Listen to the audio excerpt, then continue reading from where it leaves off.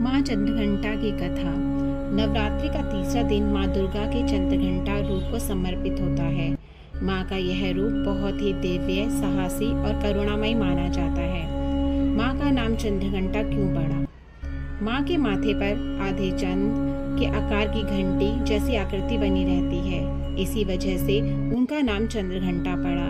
इस रूप में माँ के तेज को देखकर दुष्ट शक्तियाँ डर जाती हैं और भक्तों के मन से भय दूर हो जाता है।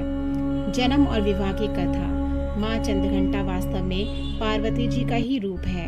जब पार्वती जी ने कठोर तपस्या कर भगवान शिव को पति के रूप में प्राप्त किया तो विवाह के समय उन्होंने यह दिव्य चंद्रघंटा रूप धारण किया। इस रूप में वे एक और बहुत दयालु और सौम्य है, वहीं दूसरी ओर बहुत वीर और युद्ध प्रिय भी। माँ का स्वरूप।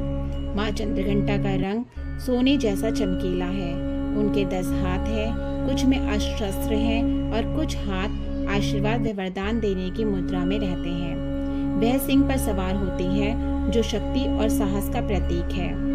उनके माथे पर चंद्रघंटा है, घंटी है जिसकी ध्वनि से दुष्ट शक्तियां भयभीत होकर भाग जाती हैं। असुरों से युद्ध।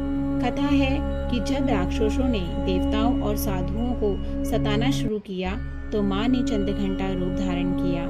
माँ ने अपने साहस और शक्तियों से युद्ध किया और राक्षसों का नाश किया।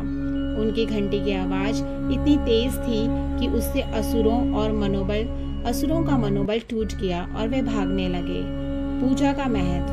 नवरात्रि के तीसरे दिन माँ चंद्रघंटा की पूजा करने से भक्त के जीवन से डर, तनाव और नकारात्मक ऊर्जा दूर हो जाती है।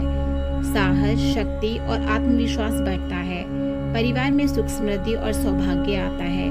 माँ की कृपा से जीवन की सभी कठिनाइयाँ दूर हो जाती हैं। माँ चंद्रघंटा की उपासना करने वाला भक्त निडर और मजबूत बन जाता है। उनके आशीर्वाद से जीवन में शांति, साहस और विजय प्राप्त होती है। जय माँ चंद्रघंटा।